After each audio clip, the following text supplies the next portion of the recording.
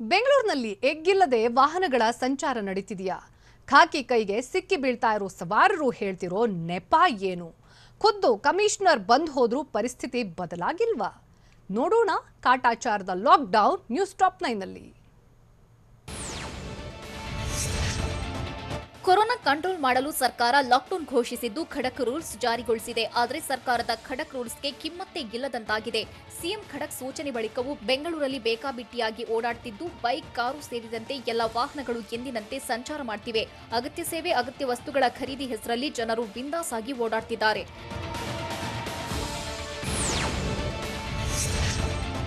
ಬೆಂಗಳೂರಲ್ಲಿ ಮೂರನೇ ದಿನವೂ ಕಾಟಾಚಾರದ ಲಾಕ್ಡೌನ್ ಎನ್ನುವಂತಾಗಿದೆ. ಲಾಕ್ಡೌನ್ಗೆ ಕ್ಯಾರೆ ಎನ್ನದ ಜನರು ಓಡಾಡ್ತಿದ್ದು ಎಂದಿನಂತೆಯೇ ಬೈಕ್, ಕಾರು ಮತ್ತು ಲಾರಿಗಳ ಸಂಚಾರವಿದೆ. ವಾಹನ ಸವಾರರು ಬ್ಯಾರಿಕೇಡ್ಗಳನ್ನು ಸರಿಸಿ ಹೋಗ್ತಿದ್ದು ತಪಾಸಣೆ ವೇಳೆ ಸಾಲು ಸಾಲು ಕಾರಣ ಹೇಳ್ತಿದ್ದಾರೆ. ವಾಹನ ಸವಾರರನ್ನ ನಿಯಂತ್ರಿಸಲು ಪೊಲೀಸರೇ ಹೆಣಗಾಡುವಂತಾಗಿದೆ.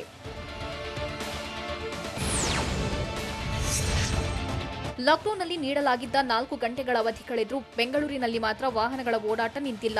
ಹೆಬ್ಬಾಳದಲ್ಲಿ ಸಾಮಾನ್ಯ ದಿನಗಳಂತೆ ವಾಹನಗಳು ಸಂಚರಿಸುತ್ತಿದ್ದು ಅನವಶ್ಯಕವಾಗಿ ಹೆಚ್ಚು ವಾಹನಗಳು ರಸ್ತೆಗಿಳಿದಿವೆ. ಸರ್ಕಾರದ ಟಫ್ ರೂಲ್ಸ್ ಕರ್ಫ್ಯೂಗೆ ವಾಹನ ಸವಾರರು ಡೋಂಟ್ ಕೇರ್ ಅಂತಿದ್ದಾರೆ.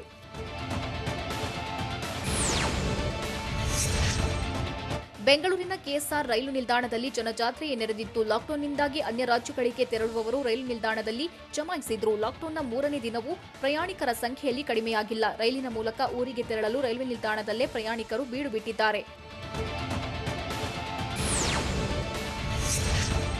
ರಾಜಧಾನಿ ಬೆಂಗಳೂರಿನಲ್ಲಿ ಕಾಟಾಚಾರದ ಲಾಕ್ಡೌನ್ ಎನ್ನುವಂತಾಗಿದೆ. ಹೀಗಾಗಿ ವಾಹನ ಪರಿಶೀಲನೆಗೆ ಖುದ್ದು ಪೊಲೀಸ್ ಆಯುಕ್ತರೇ ಅಖಾಡಕ್ಕಿಳಿದಿದ್ದಾರೆ. ಕಾರ್ಪೊರೇಷನ್ ಸರ್ಕಲ್ನಲ್ಲಿ ಕಮಲ್ ಪಂತ್ ಪರಿಶೀಲನೆ ನಡೆಸಿದ್ದು, ಕಮಿಷನರ್ ಪರಿಶೀಲನೆ ವೇಳೆ ಡಿಸಿಪಿ ಅನುಚೇತ್ ಹಾಜರಾಗಿದ್ರು. ನೃಪತುಂಗ ರಸ್ತೆಯಲ್ಲಿ ಫುಲ್ ಟ್ರಾಫಿಕ್ ಜಾಮ್ ಆಗಿದ್ದು ಡಿಸಿಪಿ ಅನುಚೇತ್ ಪ್ರತಿ ವಾಹನವನ್ನು ಪರಿಶೀಲಿಸಿದ್ರು. ಮಹಿಳಾ ಪೊಲೀಸ್ ಅಧಿಕಾರಿ ನಜ್ಮಾ ಕೂಡ ವಾಹನ ತಪಾಸಣೆ ಮಾಡಿದ್ರು.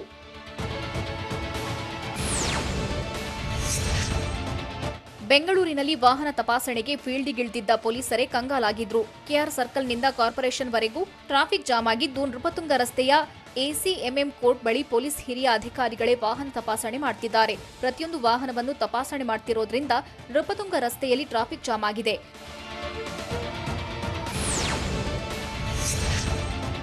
ಕರ್ಫ್ಯೂ ಇದ್ರೂ ಬೆಂಗಳೂರಿನಲ್ಲಿ ಹೆಚ್ಚಿನ ವಾಹನಗಳು ರಸ್ತೆಗಿಳಿದಿವೆ. ಈ ಬಗ್ಗೆ ಟಿವಿ9 ವರದಿ ಬೆನ್ನಲ್ಲೇ ಪೊಲೀಸರು ತಪಾಸಣೆ ಚುರುಕುಗೊಳಿಸಿದ್ದಾರೆ. West of chord road, Magadi ರಸ್ತೆ ಟೋಲ್ಗೇಟ್ ಬಳಿ ಪ್ರತಿ ವಾಹನಗಳನ್ನು ತಡೆದು ಪೊಲೀಸರು ಪರಿಶೀಲಿಸುತ್ತಿದ್ದಾರೆ. ಸೂಕ್ತ ದಾಖಲೆಗಳು ಇದ್ರೆ ಮಾತ್ರ ಸಂಚಾರಕ್ಕೆ ಅವಕಾಶ ನೀಡುತ್ತಿದ್ದು ದಾಖಲೆಗಳಿಲ್ಲದ ವಾಹನಗಳನ್ನು ಜಪ್ತಿ ಮಾಡಲಾಗುತ್ತಿದೆ.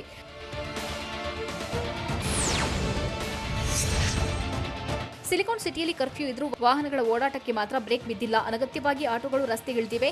ಟಿವಿ9ನಲ್ಲಿ ವರದಿ ಪ್ರಸಾರವಾದ ಬಳಿಕ ಎಚ್ಚೆತ್ತ ಪೊಲೀಸರು ಕೆಆರ್ ಮಾರುಕಟ್ಟೆ ಬಳಿ ವಾಹನಗಳ ತಪಾಸಣೆ ನಡೆಸಿದ್ರು. ಅನಗತ್ಯವಾಗಿ ರಸ್ತೆಗಿಳಿದ ಆಟೋಗಳನ್ನು ಜಪ್ತಿ ಮಾಡಿದ್ರು.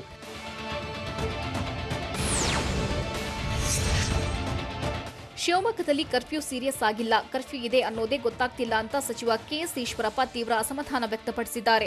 ಲಾಠಿ ಬೀಸ್ತಿರೋ, ಕೇಸ್ ಹಾಕ್ತಿರೋ ಹಾಕಿ, ಪೊಲೀಸ್ ಇಲಾಖೆ ಸೀರಿಯಸ್ ಆಗಬೇಕು ಅಂತ ಎಸ್ಪಿಗೆ ಸೂಚನೆ ನೀಡಿದ್ದಾರೆ. ಅವಧಿ ನಂತರವೂ ವಾಹನಗಳ ಸಂಚಾರ ಯಾಕೆ ಅಂತ ಪ್ರಶ್ನಿಸಿದ್ದಾರೆ. ಅಲ್ಲದೆ ಕಠಿಣ ಕ್ರಮ ಕೈಗೊಳ್ಳದಿದ್ರೆ ಕಷ್ಟವಾಗುತ್ತೆ ಅಂತ ಮುನ್ನೆಚ್ಚರಿಕೆ ನೀಡಿದ್ದಾರೆ. ರೂಲ್ಸ್ ಉಲ್ಲಂಘಿಸಿದವರಿಗೆ ಪೊಲೀಸರು ಬಿಸಿ ಮುಟ್ಟಿಸಿದ್ದು ಹೇಗೆ? ಕಾನ್ಸ್ಟೇಬಲ್ಗೆ ಎಎಸ್ಐ ನೀಡಿದ ವಾರ್ನಿಂಗ್ ಏನು? ಲಾಕ್ಡೌನ್ ಮಧ್ಯೆ ಅದ್ಧೂರಿ ಜಾತ್ರೆ ಮಾಡಿದ್ದು ಎಲ್ಲಿ? ನೋಡೋಣ ಲಾಕ್ ಎಫೆಕ್ಟ್ ನ್ಯೂಸ್ ಟಾಪ್ 9 ನಲ್ಲಿ.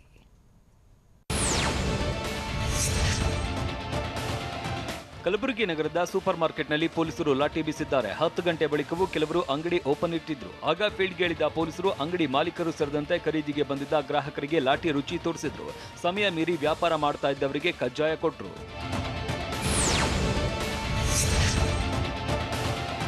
ಲಾಕ್ಡೌನ್ ಮಧ್ಯೇನೂ ಅನಗತ್ಯವಾಗಿ ಓಡಾಡ್ತಾ ಇದ್ದವರಿಗೆ ಬೆಳಗಾವಿಯಲ್ಲಿ ಲಾಠಿ ಏಟು ನೀಡಿದ್ದಾರೆ. ನಗರದ ಅಶೋಕ ವೃತ್ತದಲ್ಲಿ ಪೊಲೀಸರು ಕಾರ್ಯಾಚರಣೆ ನಡೆಸಿದ್ದು ಕುಂಟು ನೆಪ ಹೇಳಿ ರಸ್ತೆಗೆ ಇಳಿತಾ ಇರುವ ಜನರಿಗೆ ಲಾಠಿ ರುಚಿ ತೋರಿಸಿ ವಾಹನ ಸೀಸ್ ಮಾಡ್ತಾ ಇದ್ದಾರೆ. ಆಸ್ಪತ್ರೆ, ಎಮರ್ಜೆನ್ಸಿ ಅಂತ ಜನ ಕುಂಟು ನೆಪ ಹೇಳ್ತಾ ಇದ್ದು ಬೈಕ್ಗಳನ್ನ ಜಪ್ತಿ ಮಾಡಿ ಸ್ಟೇಷನ್ಗೆ ಪೊಲೀಸರು ಒಯ್ತಾ ಇದ್ದಾರೆ. ಬೆಳಗಾವಿ ಜಿಲ್ಲೆ ಚಿಕ್ಕೋಡಿ ಪಟ್ಟಣದಲ್ಲಿ ಸುಖಾಸುಮ್ಮನೆ ರಸ್ತೆಗೆ ಇಳಿದವರಿಗೆ ಪೊಲೀಸರು ಲಾಠಿ ಬೀಸಿದ್ದಾರೆ. ಲಾಕ್ಡೌನ್ ಆದೇಶ ಉಲ್ಲಂಘಿಸಿ ಕೆಲ ಸವಾರರು ರೋಡ್ಗೆ ಇಳಿದಿದ್ರು. ಈ ವೇಳೆ ಮಹಾವೀರ ವೃತ್ತದಲ್ಲಿದ್ದ ಪೊಲೀಸರು ಸವಾರರಿಗೆ ಲಾಠಿ ಏಟು ಕೊಟ್ಟಿದ್ದಾರೆ. 10 ಗಂಟೆ ಬಳಿಕವೂ ಓಡಾಡ್ತಾ ಇದ್ದ ಬೈಕ್ ಸವಾರರಿಗೆ ಮನೆಗೆ ವಾಪಸ್ ಹೋಗುವಂತೆ ವಾರ್ನಿಂಗ್ ಕೊಟ್ಟಿದ್ದಾರೆ.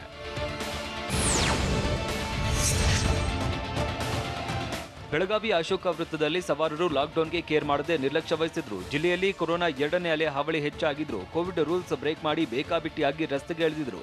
ಲಾಕ್ಡೌನ್ಗೆ ಕುರಿತು ಬೇಜವಾಬ್ದಾರಿ ತೋರಿದ್ದರಿಂದ ಚೆನ್ನಮ್ಮ, ಅಶೋಕ, ಸಂಗೊಳ್ಳಿ ರಾಯಣ್ಣ ವೃತ್ತದಲ್ಲಿ ಟ್ರಾಫಿಕ್ ಜಾಮ್ ಉಂಟಾಗಿತ್ತು.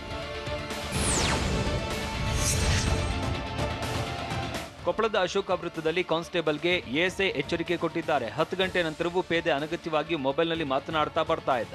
ಆಗ ಸ್ಥಳದಲ್ಲಿದ್ದ ಎಎಸ್ಐ ರಾಜಾ ಮೊಹಮ್ಮದ್ ವಾರ್ನಿಂಗ್ ಕೊಟ್ಟಿದ್ದಾರೆ. ಈ ವೇಳೆ ಇಬ್ಬರ ಮಧ್ಯೆ ಮಾತಿನ ಚಕಮಕಿ ನಡೆಯಿತು. ಬಳಿಕ ಎಎಸ್ಐ ಎಸ್ಪಿ ಸಾಹೇಬ್ರಿಗೆ ಹೇಳ್ತೀನಿ ಅಂತ ಕಾನ್ಸ್ಟೇಬಲ್ಗೆ ವಾರ್ನಿಂಗ್ ಕೊಟ್ರು.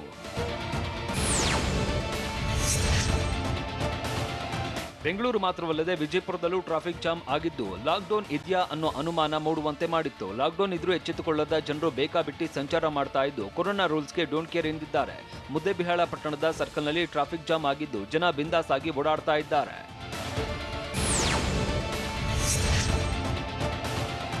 ವಿಜಯಪುರ ಜಿಲ್ಲೆ ಮುದ್ದೇಬಿಹಾಳ ತಾಲೂಕಿನ ಯರಝರಿ ಗ್ರಾಮದಲ್ಲಿ ಲಾಕ್ಡೌನ್ ಮಧ್ಯೆ ಅದ್ದೂರಿಯಾಗಿ ಜಾತ್ರೆ ಮಾಡಲಾಗಿದೆ.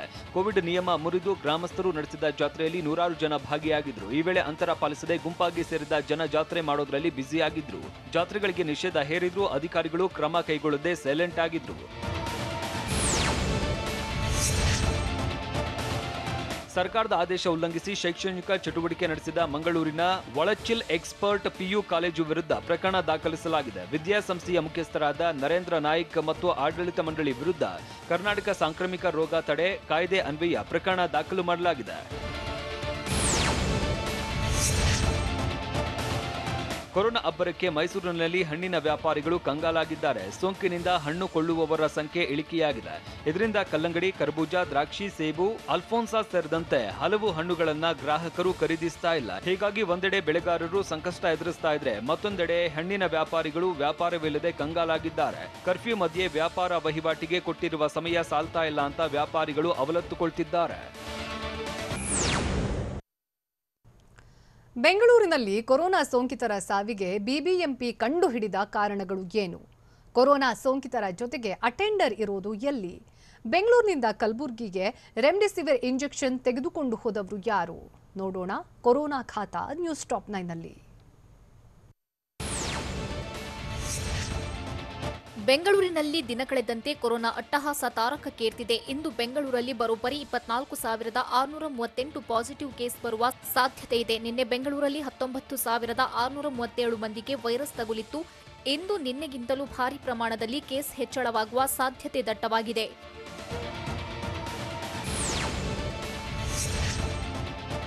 ನಾಳೆಯಿಂದ ಲಸಿಕೆ ಹಾಕಿಸಿಕೊಳ್ಳಬೇಕೆಂದಿದ್ದವರಿಗೆ ರಾಜ್ಯ ಸರ್ಕಾರ ಬಿಗ್ ಶಾಕ್ ಕೊಟ್ಟಿದೆ. 18 ವರ್ಷ ಮೇಲ್ಪಟ್ಟವರಿಗೆ ನಾಳೆಯಿಂದ ಕೊರೋನಾ ಲಸಿಕೆ ನೀಡಲ್ಲ. ಯಾಕಂದ್ರೆ ಬೆಂಗಳೂರಿಗೆ ಇನ್ನೂ ಕೊರೋನಾ ಲಸಿಕೆ ತಲುಪಿಲ್ಲ ಅಂತ ಆರೋಗ್ಯ ಸಚಿವ ಡಾಕ್ಟರ್ ಸುಧಾಕರ್ ಹೇಳಿದ್ದಾರೆ. ಅಷ್ಟೇ ಅಲ್ಲದೆ ಲಸಿಕೆ ಹಾಕಿಸಿಕೊಳ್ಳಲು ಯಾರೂ ಆಸ್ಪತ್ರೆಯತ್ತ ಹೋಗಬೇಡಿ. ಈಗಾಗಲೇ 1 ಕೋಟಿ ಡೋಸ್ಗೆ ಆರ್ಡರ್ ಮಾಡಲಾಗಿದ್ದು 400 ಕೋಟಿ ಮೀಸಲಿಡಲಾಗಿದೆ ಅಂತ ಸಚಿವ ಸುಧಾಕರ್ ಹೇಳಿದ್ದಾರೆ.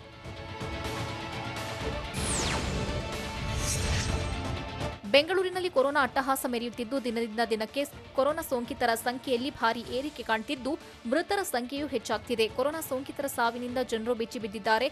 ಬೆಂಗಳೂರಿನಲ್ಲಿ ಸೋಂಕಿತರ ಸಾವಿಗೆ ಬಿಬಿಎಂಪಿ ಕಾರಣ ಹುಡುಕಿದ್ದು ಪಾಲಿಕೆ ಡೆತ್ ಆಡಿಟ್ನಲ್ಲಿ ಸಾವಿನ ಕಾರಣ ಬಯಲಾಗಿದೆ. ಬಿಬಿಎಂಪಿ ಡೆತ್ ಆಡಿಟ್ನಲ್ಲಿ ಸೋಂಕಿತರ ಸಾವಿಗೆ 4 ಪ್ರಮುಖ ಕಾರಣಗಳನ್ನು ಪಟ್ಟಿ ಮಾಡಲಾಗಿದೆ. ಸೋಂಕಿತರಲ್ಲಿ ಭಯದಿಂದ ಆಕ್ಸಿಜನ್ ಮಟ್ಟ ಕುಸಿದು ಸಾವಿಗೀಡಾಗ್ತಿದ್ದಾರೆ ಅಂತ ಆಡಿಟ್ನಲ್ಲಿ ಹೇಳಲಾಗಿದೆ. ಅಲ್ಲದೆ ಐಸಿಯು ಬೆಡ್ ಸಿಗದೆ ಆಸ್ಪತ್ರೆಗಳಲ್ಲಿ ಆಕ್ಸಿಜನ್ ಕೊರತೆಯಿಂದ ಹಾಗೂ ಕೊನೆ ಹಂತದಲ್ಲಿ ಆಸ್ಪತ್ರೆಗೆ ಸೋಂಕಿತರು ದಾಖಲಾಗ್ತಿರೋದ್ರಿಂದ ಮೃತಪಡ್ತಿದ್ದಾರೆ ಅಂತ ಕಾರಣ ನೀಡಲಾಗಿದೆ.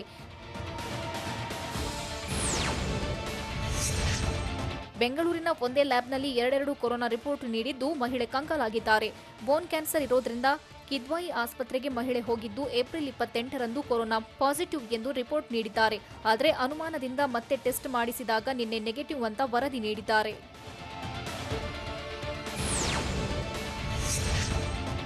ಬೆಳಗಾವಿಯ ಬಿಮ್ಸ್ ಆಸ್ಪತ್ರೆ ಮಹಾ ಎಡವಟ್ಟಿನಿಂದ ಕೊರೋನಾ ಮತ್ತಷ್ಟು ಹೆಚ್ಚಾಗುವ ಆತಂಕ ಎದುರಾಗಿದೆ. ಆಸ್ಪತ್ರೆಗಳಲ್ಲಿ ಕೊರೋನಾ ಸೋಂಕಿತರ ಸಂಪರ್ಕಕ್ಕೆ ಯಾರೂ ಬರಬಾರದು ಅಂತ ನಿಯಮವೇ ಇದೆ. ಆದರೆ ಬಿಮ್ಸ್ ಆಸ್ಪತ್ರೆಯಲ್ಲಿ ಪ್ರತಿ ಕೊರೋನಾ ಸೋಂಕಿತರ ಜೊತೆಗೆ ಅಟೆಂಡರ್ ಇರಲೇಬೇಕಂತೆ. ಆಸ್ಪತ್ರೆಯ ಕೊರೋನಾ ವಾರ್ಡ್ಗಳು ನಾರ್ಮಲ್ ಆಸ್ಪತ್ರೆಯಂತಾಗಿದ್ದು ಸೋಂಕಿತರ ಸಂಬಂಧಿಕರು ಕೊರೋನಾ ವಾರ್ಡ್ನಲ್ಲಿದ್ದು ಬಿಂದಾಸ್ ಆಗಿ ಓಡಾಡ್ತಿದ್ದಾರೆ. ಕಲಬುರಗಿ ಜಿಲ್ಲೆಯಲ್ಲಿ ರೆಮ್ಡಿಸಿವಿರ್ ಇಂಜೆಕ್ಷನ್ ಖಾಲಿಯಾಗಿದ್ದು ಸಂಸದ ಡಾಕ್ಟರ್ ಉಮೇಶ್ ಜಾಧವ್ ಬೆಂಗಳೂರಿನಿಂದ 480 ರೆಮ್ಡಿಸಿವಿರ್ ಇಂಜೆಕ್ಷನ್ ತಂದಿದ್ದಾರೆ. ರಾತ್ರಿ ಬೆಂಗಳೂರಿಗೆ ಡ್ರಗ್ ಕಂಟ್ರೋಲ್ ಕಚೇರಿಗೆ ಭೇಟಿ ನೀಡಿ ಇಂಜೆಕ್ಷನ್ ಪಡೆದಿದ್ದ ಉಮೇಶ್ ಜಾಧವ್ ವಿಮಾನದ ಮೂಲಕ ಸ್ವತಃ ತಾವೇ ತಂದು ಕಲಬುರಗಿ ಡ್ರಗ್ ಕಂಟ್ರೋಲ್ ಅಧಿಕಾರಿಗಳಿಗೆ ಹಸ್ತಾಂತರಿಸಿದ್ದಾರೆ.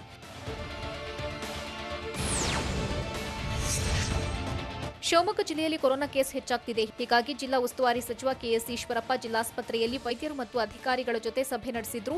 ಮೆಗ್ಗಾನ್ ಆಸ್ಪತ್ರೆಯಲ್ಲಿ ಹಾಗೂ ಜಿಲ್ಲೆಯಲ್ಲಿ ಕೋವಿಡ್ ವಾರ್ಡ್ಗಳ ಕುರಿತು ಕೈಗೊಂಡ ಕ್ರಮಗಳ ಬಗ್ಗೆ ಈಶ್ವರಪ್ಪ ಮಾಹಿತಿ ಪಡೆದರು. ಶಿವಮೊಗ್ಗ ಜಿಲ್ಲೆಯಲ್ಲಿ 755 ಹೊಸ ಕೊರೋನಾ ಕೇಸ್ ಪತ್ತೆಯಾಗಿದ್ದು ಸೋಂಕಿಗೆ ನಿನ್ನೆ 3 ಬಲಿಯಾಗಿದ್ದಾರೆ.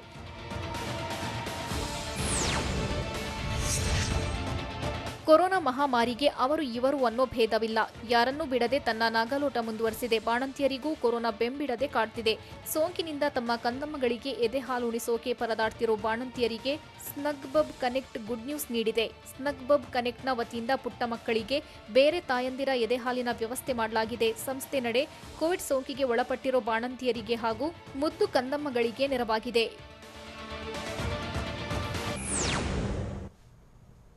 ಕೊರೋನಾ ಪಾಸಿಟಿವ್ ಇರುವುದನ್ನ ಮುಚ್ಚಿಟ್ಟು ಕೆಲಸಕ್ಕೆ ಹಾಜರಾದವನ ಸ್ಥಿತಿ ಈಗ ಏನಾಯ್ತು? ಆಸ್ಪತ್ರೆಯಲ್ಲಿ ವಿದ್ಯುತ್ ಕಡಿತದಿಂದ ರೋಗಿಗಳು ಪರದಾಡಿದ್ದು ಹೇಗೆ? ತುಮಕೂರಿನ ಶಿರಾ ಸರ್ಕಾರಿ ಆಸ್ಪತ್ರೆಗೆ ಆಂಬ್ಯುಲೆನ್ಸ್ ದೇಣಿಗೆ ನೀಡಿದವರು ಯಾರು? ನೋಡೋಣ ಕೊರೋನಾ ಅಲರ್ಟ್ ನ್ಯೂಸ್ ಟಾಪ್ 9ನಲ್ಲಿ. ಕೋವಿಡ್ ಸೋಂಕು ಇದ್ರೂ ಮುಚ್ಚಿಟ್ಟು ತಾಲೂಕು ಆಸ್ಪತ್ರೆ ಮುಖ್ಯ ಫಾರ್ಮಸಿಸ್ಟ್ ಉದ್ದಟತನ ಮೆರೆದಿದ್ದಾರೆ. ಕೊರೋನಾ ಪಾಸಿಟಿವ್ ಇದ್ರೂ ಮುಚ್ಚಿಟ್ಟು ಕರ್ತವ್ಯಕ್ಕೆ ಹಾಜರಾಗಿದ್ದು ಅಮಾನತು ಮಾಡಲಾಗಿದೆ. ಬಾಗಲಕೋಟೆ ಜಿಲ್ಲೆ ಮುಧೋಳ ತಾಲೂಕು ಆಸ್ಪತ್ರೆಯ ಮುಖ್ಯ ಫಾರ್ಮಸಿಸ್ಟ್ ನಂದಕುಮಾರ್ ಬೋನಗೇರಿಯನ್ನ ಜಿಲ್ಲಾಧಿಕಾರಿ ಕ್ಯಾಪ್ಟನ್ ರಾಜೇಂದ್ರ ಆದೇಶ ಮಾಡಿದ್ದಾರೆ. ಏಪ್ರಿಲ್ 21ರಂದು ರ್ಯಾಪಿಡ್ ಆಂಟಿಜೆನ್ ಟೆಸ್ಟ್ ವೇಳೆ ನಂದಕುಮಾರ್ಗೆ ಕೊರೋನಾ ದೃಢಪಟ್ಟಿತ್ತು. ಆದರೆ ಲ್ಯಾಬ್ ಸಿಬ್ಬಂದಿಗೆ ಬೆದರಿಕೆ ಹಾಕಿ ಕೆಲಸಕ್ಕೆ ಹಾಜರಾಗಿದ್ದ.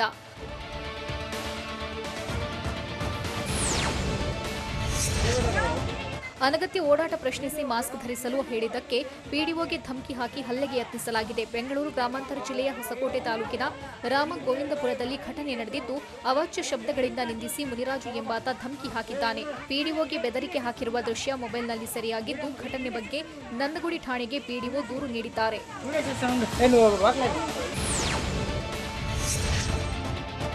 ಯಾದಗಿರಿ ತಾಲೂಕಿನ ಮುದ್ನಾಳ್ ಬಳಿಯ ಕೋವಿಡ್ ಆಸ್ಪತ್ರೆಯಲ್ಲಿ ವಿದ್ಯುತ್ ಕಡಿತದಿಂದ ಸೋಂಕಿತರು ಪರದಾಡಿದ್ದಾರೆ. ಕರೆಂಟ್ ಸ್ಥಗಿತಗೊಂಡಿದ್ದರಿಂದ ಆಕ್ಸಿಜನ್ ವೆಂಟಿಲೇಟರ್ ಬಂದಾಗಿದ್ದು ಸೋಂಕಿತರು ನರಕಯಾತನೆ ಅನುಭವಿಸಿದ್ದಾರೆ. ಸೋಂಕಿತರ ಸಂಬಂಧಿಕರು ಬಟ್ಟೆಯಿಂದ ಸೋಂಕಿತರಿಗೆ ಗಾಳಿ ಬೀಸಿದ್ದಾರೆ. ಆಸ್ಪತ್ರೆಯಲ್ಲಿ ಜನರೇಟರ್ ವ್ಯವಸ್ಥೆ ಇದ್ರೂ ಡೀಸೆಲ್ ಇಲ್ಲ. ಹೀಗಾಗಿ ಯಾದಗಿರಿ ಜಿಲ್ಲಾಡಳಿತದ ಎಡವಟ್ಟಿಗೆ ಸೋಂಕಿತರು ಪರದಾಡಿದ್ದು ಆಸ್ಪತ್ರೆಗೆ ಅಪರ ಜಿಲ್ಲಾಧಿಕಾರಿ ಪ್ರಕಾಶ್ ರಜಪೂತ ಭೇಟಿ ನೀಡಿ ಪರಿಶೀಲನೆ ನಡೆಸಿದ್ದಾರೆ.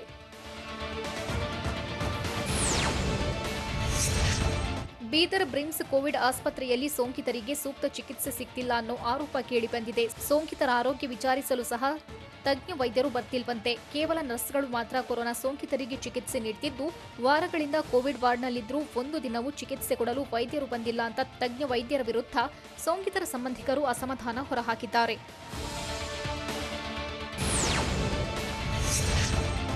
ಹಾವೇರಿ ಜಿಲ್ಲೆಯಲ್ಲಿ ದಿನದಿಂದ ದಿನಕ್ಕೆ ಕೊರೋನಾ ಸೋಂಕಿತರ ಸಂಖ್ಯೆ ಹೆಚ್ಚುತ್ತಿದ್ದು ಇಂದಿರಾ ಗಾಂಧಿ ವಸತಿ ಶಾಲೆಯನ್ನ ಕೋವಿಡ್ ಆರೈಕೆ ಕೇಂದ್ರವನ್ನಾಗಿ ಮಾಡಲು ಸಿದ್ಧತೆ ನಡೆಸಲಾಗಿದೆ. ಹಾನಗಲ್ ತಾಲೂಕಿನ ಕಲಕೇರಿ ಗ್ರಾಮದಲ್ಲಿರೋ ವಸತಿ ಶಾಲೆಯನ್ನ 100 ಹಾಸಿಗೆಯ ಕೋವಿಡ್ ಆರೈಕೆ ಕೇಂದ್ರವನ್ನಾಗಿ ಮಾಡಲಿದ್ದಾರೆ. ವಸತಿ ನಿಲಯಕ್ಕೆ ಸಂಸದ ಶಿವಕುಮಾರ್ ಉದಾಸಿ ಹಾಗೂ ವಿವಿಧ ಇಲಾಖೆಗಳ ಅಧಿಕಾರಿಗಳು ಭೇಟಿ ನೀಡಿ ಪರಿಶೀಲನೆ ನಡೆಸಿದ್ದಾರೆ.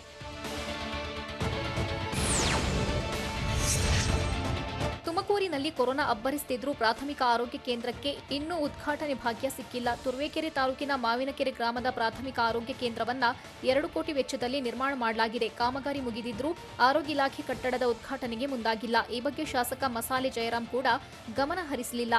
ಹೀಗಾಗಿ ಕೂಡಲೇ ಕಟ್ಟಡ ಉದ್ಘಾಟಿಸುವಂತೆ ಸ್ಥಳೀಯರು ಆಗ್ರಹಿಸಿದ್ದಾರೆ.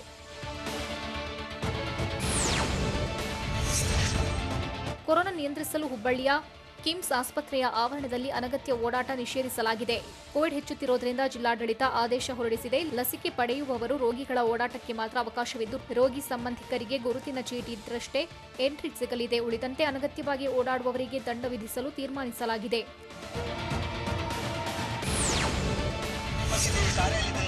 ರಾಜ್ಯದ ಹಳ್ಳಿಗಳಲ್ಲೂ ಕೊರೋನಾ ರಣಖಿಕೆ ಹಾಕ್ತಿದೆ. ಹೀಗಾಗಿ ಗದಗ ಜಿಲ್ಲೆಯ ಗ್ರಾಮೀಣ ಪ್ರದೇಶಗಳಲ್ಲಿ ಜಾಗೃತಿ ಮೂಡಿಸಲಾಗ್ತಿದೆ. ಗದಗ ತಾಲೂಕಿನ ಹೊಂಬಳ ಗ್ರಾಮದಲ್ಲಿ ಪಂಚಾಯತ್ ವತಿಯಿಂದ ಎಚ್ಚರಿಕೆ ನೀಡಿದ್ದಾರೆ. ಸರ್ಕಾರ ಲಾಕ್ಡೌನ್ ಜಾರಿ ಮಾಡಿದ್ದು, ವಿನಾಕಾರಣ ಯಾರೂ ಅಡ್ಡಾಡಬೇಡಿ. ಅಗತ್ಯ ವಸ್ತುಗಳ ಮಾರಾಟಕ್ಕೆ 4 ಗಂಟೆ ಮಾತ್ರ ಅವಕಾಶವಿರುತ್ತೆ. ಹೊರಗೆ ಬಂದ್ರೆ ಮಾಸ್ಕ್ ಕಡ್ಡಾಯವಾಗಿ ಹಾಕಿ. ಸುಮ್ಮನೆ ಹೊರಗೆ ಬಂದ್ರೆ ಮಾಸ್ಕ್ ಹಾಕದೇ ಇದ್ರೆ ದಂಡ ಹಾಕಲಾಗುತ್ತೆ ಅಂತ ತಿಳಿಸಿದ್ದಾರೆ. ತುಮಕೂರಿನಲ್ಲಿ ದಿನದಿಂದ ದಿನಕ್ಕೆ ಕೊರೋನಾ ಸೋಂಕು ತೀವ್ರ ಮಟ್ಟದಲ್ಲಿ ಹೆಚ್ಚುತ್ತಿದ್ದು, ಆಂಬ್ಯುಲೆನ್ಸ್ ಸಿಗದೆ ಸೋಂಕಿತರು ಪರದಾಡುವಂತಾಗಿದೆ. ಹೀಗಾಗಿ ಶಿರಾ ಸಾರ್ವಜನಿಕ ಆಸ್ಪತ್ರೆಗೆ ಶಾಸಕ ರಾಜೇಶ್ ಗೌಡ ಆಂಬ್ಯುಲೆನ್ಸ್ ಕೊಡುಗೆ ನೀಡಿದ್ದಾರೆ. ಕೋವಿಡ್ ಸೋಂಕಿತರ ಅನುಕೂಲಕ್ಕಾಗಿ ಆಂಬ್ಯುಲೆನ್ಸ್ ದೇಣಿಗೆ ನೀಡಿದ್ದಾರೆ. ಕೇಂದ್ರದ ಕ್ಯಾಬಿನೆಟ್ ಸಭೆಯಲ್ಲಿ ಇವತ್ತು ಏನೇನು ಚರ್ಚೆಯಾಯಿತು? ದೇಶದಲ್ಲಿ ಕಳೆದ 24 ಗಂಟೆಯಲ್ಲಿ ಪತ್ತೆಯಾದ ಕೊರೋನಾ ಪಾಸಿಟಿವ್ ಕೇಸ್ಗಳು ಎಷ್ಟು? ನಾಳೆಯಿಂದ 18 ವರ್ಷ ಮೇಲ್ಪಟ್ಟವರಿಗೆ ದೇಶದಲ್ಲಿ ಕೊರೋನಾ ವೈರಸ್ ವಿರುದ್ಧದ ಲಸಿಕೆ ಸಿಗೋದಿಲ್ಲ ಯಾಕೆ? ನೋಡೋಣ ಕೊರೋನಾ ಸುಳಿ ನ್ಯೂಸ್ ಟಾಪ್ 9ನಲ್ಲಿ. ಪ್ರಧಾನಿ ನರೇಂದ್ರ ಮೋದಿ ಕ್ಯಾಬಿನೆಟ್ ಸಭೆ ನಡೆಸಿದ್ದು, ದೇಶದ ಕೊರೋನಾ ವೈರಸ್ ನಿಯಂತ್ರಣದ ಹೋರಾಟ ಮತ್ತು ಆರೋಗ್ಯ ಕ್ಷೇತ್ರದ ಮೂಲಸೌಕರ್ಯಗಳ ಕೊರತೆಯ ಬಗ್ಗೆ ಚರ್ಚಿಸಿದ್ದಾರೆ. ಕೇಂದ್ರ ಸರ್ಕಾರದಿಂದ ವೈರಸ್ ನಿಯಂತ್ರಣಕ್ಕೆ ಕೈಗೊಳ್ಳಬೇಕಾದ ಕಠಿಣ ಕ್ರಮಗಳ ಬಗ್ಗೆ ಚರ್ಚಿಸಿದ್ದು, ಮಹತ್ವದ ತೀರ್ಮಾನ ಕೈಗೊಳ್ಳುವ ಸಾಧ್ಯತೆ ಇದೆ. ಏಪ್ರಿಲ್ ತಿಂಗಳಲ್ಲಿ ಕೊರೋನಾದ 2ನೇ ಅಲೆಗೆ ಸಂಬಂಧಿಸಿದಂತೆ ಇದುವರೆಗೂ ಪ್ರಧಾನಿ ಮೋದಿ 21 ಸಭೆ ನಡೆಸಿದ್ದಾರೆ.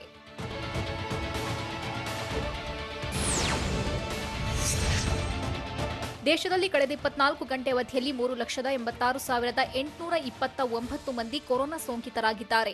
24 ಗಂಟೆ ಅವಧಿಯಲ್ಲಿ ವಿಶ್ವದಲ್ಲಿ ಯಾವುದೇ ದೇಶದಲ್ಲೂ ಇಷ್ಟೊಂದು ಪ್ರಕರಣಗಳು ಇದುವರೆಗೂ ಪತ್ತೆಯಾಗಿಲ್ಲ. ಕೊರೋನಾದಿಂದ ಕಳೆದ 24 ಗಂಟೆ ಅವಧಿಯಲ್ಲಿ 3,501 ಮಂದಿ ಸಾವಿಗೀಡಾಗಿದ್ದಾರೆ.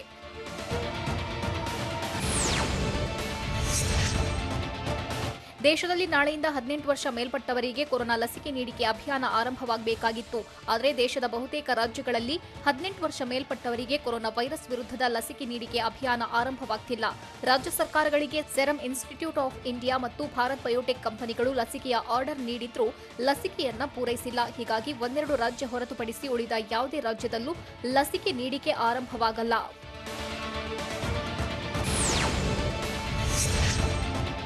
ಕೊರೋನಾದ 2ನೇ ಅಲೆಯಿಂದ ತತ್ತರಿಸಿರುವ ಭಾರತಕ್ಕೆ ಇದೀಗ ವಿದೇಶಗಳಿಂದ ವೈದ್ಯಕೀಯ ನೆರವು ಹರಿದು ಬರ್ತಿದೆ. ವಿಶ್ವದ ದೊಡ್ಡಣ್ಣ ಅಮೆರಿಕ ಈಗ ಭಾರತದ ನೆರವಿಗೆ ಧಾವಿಸಿದೆ. ಅಮೆರಿಕದ ವೈದ್ಯಕೀಯ ಸಾಮಗ್ರಿಗಳ ನೆರವು ಹೊತ್ತ ಮೊದಲ ವಿಮಾನ ಇಂದು ಬೆಳಗ್ಗೆ ದೆಹಲಿಗೆ ಬಂದಿದೆ. ಅಮೆರಿಕವು $100 ಮಿಲಿಯನ್ ಕೋವಿಡ್ ನೆರವನ್ನ ಭಾರತಕ್ಕೆ ನೀಡುತ್ತಿದೆ. ಹಾಂಗ್ಕಾಂಗ್ನಿಂದ 300 ಆಕ್ಸಿಜನ್ ಕಾನ್ಸಂಟ್ರೇಟರ್ ಮತ್ತು ಇತರೆ ವೈದ್ಯಕೀಯ ಸಾಮಗ್ರಿಗಳು ಇಂಡಿಗೋ ವಿಮಾನದಲ್ಲಿ ದೆಹಲಿಗೆ ಬಂದಿದೆ.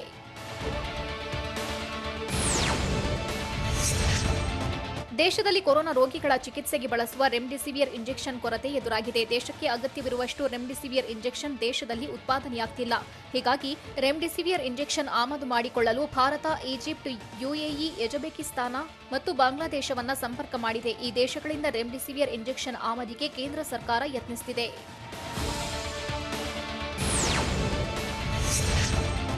ಮೊನ್ನೆ ರಾಜ್ಯ ಸರ್ಕಾರಗಳಿಗೆ ಪೂರೈಸುವ ಕೋವಿಶೀಲ್ಡ್ ಲಸಿಕೆಯ ದರವನ್ನು ಸೆರಮ್ ಇನ್ಸ್ಟಿಟ್ಯೂಟ್ ಆಫ್ ಇಂಡಿಯಾ $100 ಕಡಿಮೆ ಮಾಡಿತ್ತು. ನಿನ್ನೆ ಭಾರತ್ ಬಯೋಟೆಕ್ ಕಂಪನಿಯು ರಾಜ್ಯ ಸರ್ಕಾರಗಳಿಗೆ ಪೂರೈಸುವ ಕೋವ್ಯಾಕ್ಸಿನ್ ಲಸಿಕೆಯ ದರವನ್ನು ಪ್ರತಿ ಡೋಸ್ಗೆ $200 ಕಡಿಮೆ ಮಾಡಿ $400ಗೆ ಇಳಿಸಿದೆ. ಈ ಮೊದಲು ರಾಜ್ಯ ಸರ್ಕಾರಗಳಿಗೆ ಕೋವ್ಯಾಕ್ಸಿನ್ ಲಸಿಕೆಯನ್ನ ಪ್ರತಿ ಡೋಸ್ಗೆ $600ಗೆ ಮಾರಾಟ ಮಾಡುವುದಾಗಿ ಹೇಳಿತ್ತು.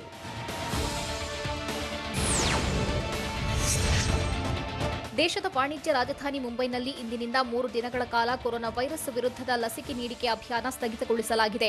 ಮುಂಬೈನಲ್ಲಿ ಲಸಿಕೆ ನೀಡಲು ಲಸಿಕೆಯೇ ಇಲ್ಲ. ಹೀಗಾಗಿ ಲಸಿಕಾ ಕೇಂದ್ರಗಳು 3 ದಿನ ಬಂದ್ ಆಗಿರಲಿವೆ. ಮುಂಬೈ ಜನರು ಇದಕ್ಕೆ ಸಹಕರಿಸಬೇಕು ಎಂದು ಬೃಹತ್ ಮುಂಬೈ ಮಹಾನಗರ ಪಾಲಿಕೆ ಮನವಿ ಮಾಡಿದೆ.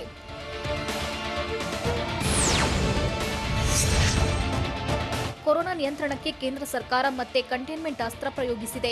ಜಿಲ್ಲೆಗಳಲ್ಲಿ 60% ಆಕ್ಸಿಜನ್ ಸಪೋರ್ಟ್ ಇರುವ ಐಸಿಯು ಬೆಡ್ ಭರ್ತಿಯಾಗಿರುವ ಹಾಗೂ ಕೊರೋನಾ ಟೆಸ್ಟಿಂಗ್ ಪಾಸಿಟಿವಿಟಿ ದರವು 10ಕ್ಕಿಂತ ಹೆಚ್ಚಿರುವ ಜಿಲ್ಲೆಗಳಲ್ಲಿ ತೀವ್ರವಾದ ಸ್ಥಳೀಯ ಕಂಟೈನ್ಮೆಂಟ್ ಕಾರ್ಯತಂತ್ರವನ್ನು ಜಾರಿಗೊಳಿಸಬೇಕೆಂದು ಕೇಂದ್ರದ ಗೃಹ ಇಲಾಖೆ ರಾಜ್ಯ ಸರ್ಕಾರಗಳಿಗೆ ಸೂಚಿಸಿದೆ. ಈ ಬಗ್ಗೆ ಏಪ್ರಿಲ್ 25ರಂದೇ ಕೇಂದ್ರದ ಆರೋಗ್ಯ ಇಲಾಖೆಯು ರಾಜ್ಯ ಸರ್ಕಾರಗಳಿಗೆ ಸೂಚನೆ ನೀಡಿದೆ.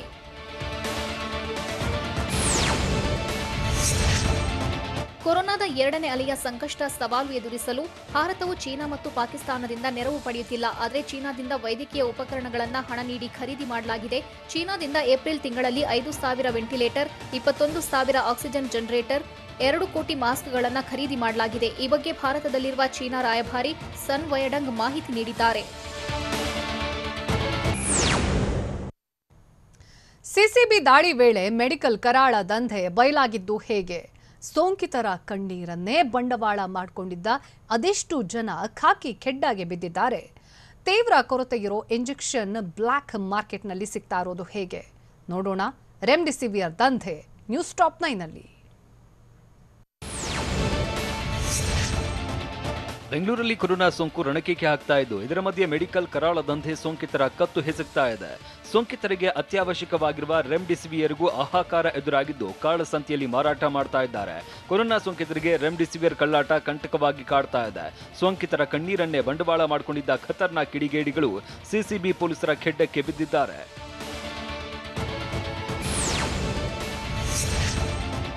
ಬೆಂಗಳೂರಿನ ಬ್ಲ್ಯಾಕ್ ಮಾರ್ಕೆಟ್ನಲ್ಲಿ ದುಬಾರಿ ಬೆಲೆಗೆ ರೆಮ್ಡಿಸಿವಿಯರ್ ಸೇಲ್ ಆಗ್ತಾ ಇದ್ದು, ರೆಮ್ಡಿಸಿವಿಯರ್ ಮಾರಾಟ ಜಾಲ ಪತ್ತೆಯಾಗಿದೆ. 2 ಕಡೆ ರೆಮ್ಡಿಸಿವಿಯರ್ ದಂಧೆಯ ಜಾಲ ನಡೆದಿದ್ದು, ಅಕ್ರಮ ಸುಳಿವು ಸಿಗ್ತಾ ಇದ್ದಂತೆ ಸಿಸಿಬಿ ಪೊಲೀಸರು ಅಲರ್ಟ್ ಆಗಿ ಕಳ್ಳಾಟ ಜಾಲಾಡಿದ್ದಾರೆ. ಕಾರ್ಯಾಚರಣೆಯಲ್ಲಿ ಪ್ರತ್ಯೇಕ 6 ಪ್ರಕರಣಗಳು ಬಯಲಿಗೆ ಬಂದಿದ್ದು, 16 ಆರೋಪಿಗಳ ಕೈಗೆ ಕೋಳ ತೊಡಿಸಿದ್ದಾರೆ. ಇದೇ ವೇಳೆ 50ಕ್ಕೂ ಹೆಚ್ಚು ರೆಮ್ಡಿಸಿವಿಯರ್ ಇಂಜೆಕ್ಷನ್ ವಶಕ್ಕೆ ಪಡೆದಿದ್ದಾರೆ.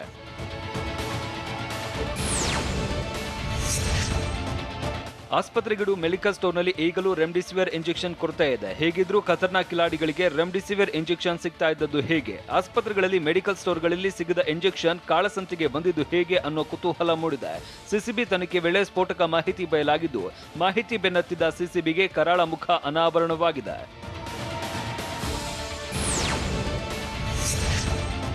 ಕೊರೋನಾ ಸೋಂಕಿತರಿಗೆ ಅತಿ ಮುಖ್ಯವಾಗಿ ಬೇಕಾಗಿರುವ ರೆಮ್ಡಿಸಿವಿಯರ್ ಇಂಜೆಕ್ಷನ್ ಅನ್ನ ದೇಶದಲ್ಲಿ 7 ಕಂಪನಿಗಳು ತಯಾರಿಸ್ತಾ ಇದೆ.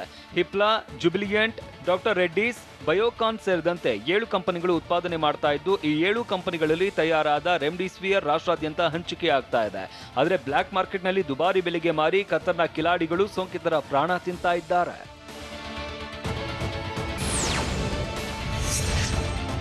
ಮೈಲಾನ್ನಲ್ಲಿ ಉತ್ಪಾದನೆಯಾದ ರೆಮ್ಡಿಸಿವಿಯರ್ ಇಂಜೆಕ್ಷನ್ ಅನ್ನ ಕರ್ನಾಟಕಕ್ಕೆ ಪ್ರತ್ಯೇಕ ಕಂಪನಿ ಸಪ್ಲೈ ಮಾಡ್ತಾ ಇದೆ. ಮೈಲಾನ್ ಕಂಪನಿ ಮುಖಾಂತರ ಕ್ಯಾರಿಡ್ ಮತ್ತು ಫಾರ್ವರ್ಡ್ ಏಜೆನ್ಸಿಗಳಿಗೆ ರವಾನೆ ಮಾಡ್ತಾ ಇದ್ದು, ಏಜೆನ್ಸಿ ಮೂಲಕ ಡಿಸ್ಟ್ರಿಬ್ಯೂಟರ್, ರಿಟೇಲ್ ಫಾರ್ಮಸಿಗೆ ಸಪ್ಲೈ ಮಾಡಲಾಗ್ತಾ ಇದೆ. ಆದರೆ ಇತ್ತೀಚೆಗೆ ರೆಮ್ಡಿಸಿವಿಯರ್ ಇಂಜೆಕ್ಷನ್ಗೆ ಬೇಡಿಕೆ ಹೆಚ್ಚಾಗಿದ್ದು, ಹಂಚಿಕೆಗೆ ಡ್ರಗ್ ಕಂಟ್ರೋಲರ್ ಎಂಟ್ರಿ ಕೊಟ್ಟಿದೆ.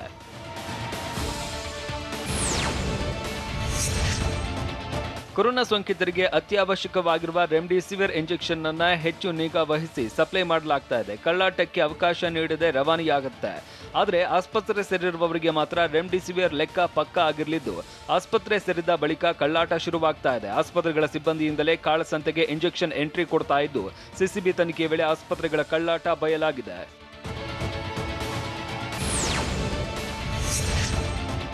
ರೆಮ್ಡಿಸಿವಿಯರ್ ಕರಾಳ ದಂಧೆಯಲ್ಲಿ ಆಸ್ಪತ್ರೆಗಳೇ ಕಳ್ಳಾಟ ಆಡ್ತಾ ಇದ್ದು, ನಕಲಿ ಲೆಕ್ಕ ತೋರಿಸಿ ಎಗ್ಗಿಲ್ಲದೆ ಮಾರಾಟ ಮಾಡ್ತಾ ಇದ್ದಾರೆ. ಆಸ್ಪತ್ರೆ, ಮೆಡಿಕಲ್ ಸಿಬ್ಬಂದಿ, ವೈದ್ಯರು ದಂಧೆಯಲ್ಲಿ ಭಾಗಿಯಾಗಿದ್ದು, ವ್ಯವಸ್ಥಿತವಾಗಿ ಕಳ್ಳಾಟವಾಡಿ ಕೊರೋನಾ ಸೋಂಕಿತರ ಜೀವಕ್ಕೆ ಕುತ್ತು ತಂದು ಲಾಭ ಮಾಡಿಕೊಳ್ತಾ ಇದ್ದಾರೆ. ಕಾಳಸಂತೆಯ ಕಿಂಗ್ ಪಿನ್ಗಳು ಕರಾಳ ದಂಧೆ ನಡೆಸ್ತಾ ಇದ್ದು, ಅಮಾಯಕರ ಜೀವದ ಜೊತೆ ಚೆಲ್ಲಾಟವಾಡ್ತಿದ್ದಾರೆ. ಕೆಲ ಸೋಂಕಿತರಿಗೆ ರೆಮ್ಡಿಸಿವಿಯರ್ ನೀಡುವುದು ಅತ್ಯಗತ್ಯವಾಗಿದ್ದು, ಇದರ ವಿಚಾರದಲ್ಲೂ ಲೂಟಿ ನಡೀತಾ ಇದೆ. ಸೋಂಕಿತರ ಪೈಕಿ ಕೆಲವರಿಗೆ 5 ರೆಮ್ಡಿಸಿವಿರ್ನಷ್ಟು ಡೋಸ್ ಬೇಕಾಗಿದೆ. ಆದರೆ ಗಂಭೀರವಾದ ಸೋಂಕಿತರು 2 ಅಥವಾ 3 ಡೋಸ್ ನೀಡಿದಾಗಲೇ ಮೃತಪಟ್ಟಿರುತ್ತಾರೆ. ಈ ವೇಳೆ 5 ರೆಮ್ಡಿಸಿವಿಯರ್ ನೀಡಿದ್ದಾಗಿ ಲೆಕ್ಕ ತೋರಿಸಿ ಲೂಟಿ ಮಾಡ್ತಾ ಇದ್ದಾರೆ.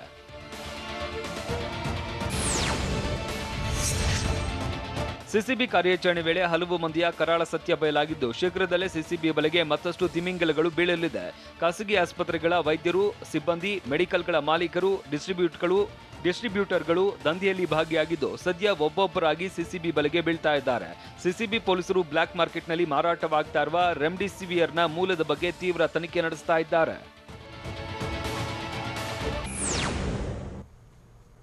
ಐಪಿಎಲ್ನಲ್ಲಿ 18 ಬಾಲ್ಗಳಲ್ಲೇ ಅರ್ಧ ಶತಕ ಬಾರಿಸಿದವರು ಯಾರು? ರಾಜಸ್ಥಾನ ರಾಯಲ್ಸ್ ಸೇರ್ಪಡೆಗೊಂಡ ಆಟಗಾರ ಯಾರು? ಅನಾರೋಗ್ಯದಿಂದ ಬಳಲ್ತಾ ಇದ್ದ ನಟ ಕಿಚ್ಚ ಸುದೀಪ್ ಈಗ ಹೇಗಿದ್ದಾರೆ? ನೋಡೋಣ entertainment news top 9ನಲ್ಲಿ.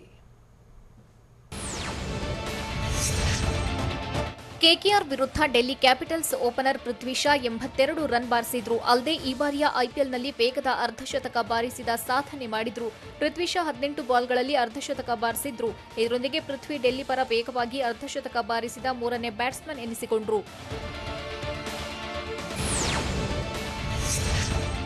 Shikhar Dhawan Delhi capitals ಪರ 200 ಬೌಂಡರಿ ಪೂರೈಸಿದ ಸಾಧನೆ ಮಾಡಿದ್ರು. ಅಹಮದಾಬಾದ್ನಲ್ಲಿ ಕೆಕೆಆರ್ ವಿರುದ್ಧ 4 ಬೌಂಡರಿ ಬಾರಿಸಿದ ಧವನ್ ಡೆಲ್ಲಿ ಪರ 700 ಬೌಂಡರಿ ಸಿಡಿಸಿದ್ರು. ಅಲ್ಲದೆ ಈ ಸೀಸನ್ನಲ್ಲಿ 311 ರನ್ ಗಳಿಸಿರೋ ಧವನ್ ಆರೆಂಜ್ ಕ್ಯಾಪ್ ತನ್ನದಾಗಿಸಿಕೊಂಡಿದ್ದಾರೆ.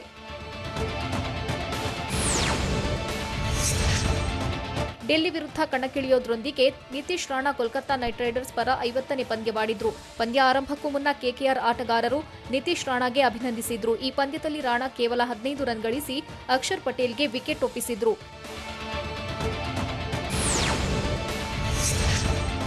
ಕೆಕೆಆರ್ ವಿರುದ್ಧ ಗೆಲುವು ಸಾಧಿಸಿದ ಡೆಲ್ಲಿ ಕ್ಯಾಪಿಟಲ್ಸ್ ಅಂಕಪಟ್ಟಿಯಲ್ಲಿ 2ನೇ ಸ್ಥಾನಕ್ಕೆ ಲಗ್ಗೆಯಿಟ್ಟಿದೆ. ಸೋಲು ಕಂಡಿರೋ ಕೆಕೆಆರ್ 4 ಅಂಕಗಳೊಂದಿಗೆ 5ನೇ ಸ್ಥಾನದಲ್ಲಿದೆ. ಡೆಲ್ಲಿ ಗೆಲುವಿನಿಂದಾಗಿ ಆರ್ಸಿಬಿ 3ನೇ ಸ್ಥಾನಕ್ಕೆ ಕುಸಿತ ಕಂಡಿದೆ.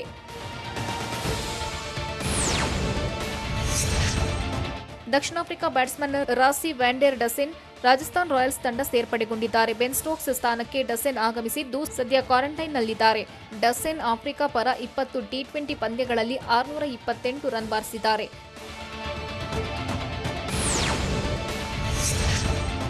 ಕಳೆದ 2 ವಾರಗಳಿಂದ ಅನಾರೋಗ್ಯದಿಂದ ಬಳಲುತ್ತಿದ್ದ ನಟ ಕಿಚ್ಚ ಸುದೀಪ್ ಈಗ ಸಂಪೂರ್ಣ ಗುಣಮುಖರಾಗಿದ್ದಾರೆ. ಜೊತೆಗೆ ಈ ವಾರಾಂತ್ಯದಲ್ಲಿ ಬಿಗ್ ಬಾಸ್ನಲ್ಲಿ ಸುದೀಪ್ ಭಾಗವಹಿಸಲಿದ್ದಾರೆ. ಈ ವಿಚಾರವನ್ನ ಸುದೀಪ್ ಸಾಮಾಜಿಕ ಜಾಲತಾಣದಲ್ಲಿ ಹಂಚಿಕೊಂಡಿದ್ದು, ತಮಗಾಗಿ ಪ್ರಾರ್ಥಿಸಿದವರು ಮತ್ತು ವೈದ್ಯರಿಗೆ ಧನ್ಯವಾದ ತಿಳಿಸಿದ್ದಾರೆ.